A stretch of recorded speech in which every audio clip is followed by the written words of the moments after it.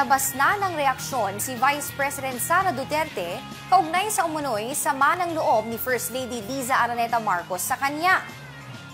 Habang nakisawsaw na rin sa issue ni na VP Sara at FL Liza si dating Senator Leila de Lima. Upang dalhin tayo sa pulso ng politika, makasama natin dyan si Yam Ocampo.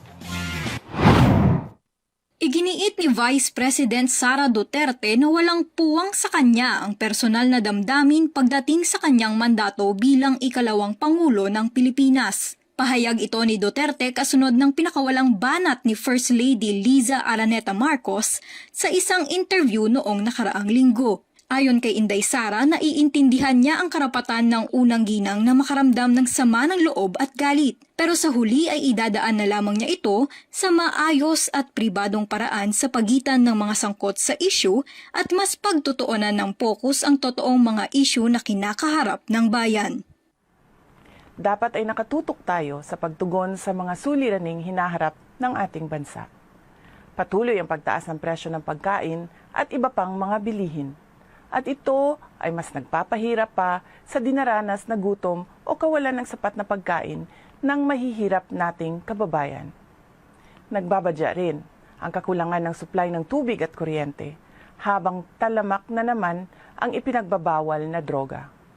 Samantala, hindi pa rin natatapos ang banta ng kriminalidad, terorismo at insurhensiya sa ating bansa. Samantala, kinwestiyon ni dating Senadora Leila de Lima ang katapatan ni Vice President Sara Duterte at sinabihang namamangka ito sa dalawang ilog. Payo ng Senadora, magbitaw na si Duterte bilang kalihim ng Department of Education at tuluyang samahan ang pamilya sa pagbatikos sa Administrasyong Marcos.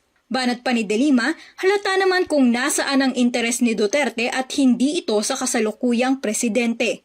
Nagbitaw ng komento si de Lima matapos mapansing may conflict of interest na nangyayari sa partido ni Vice President Sara Duterte dahil sa pagsawsaw nito sa mga pagprotestang patalsikin na si PBBM sa pwesto.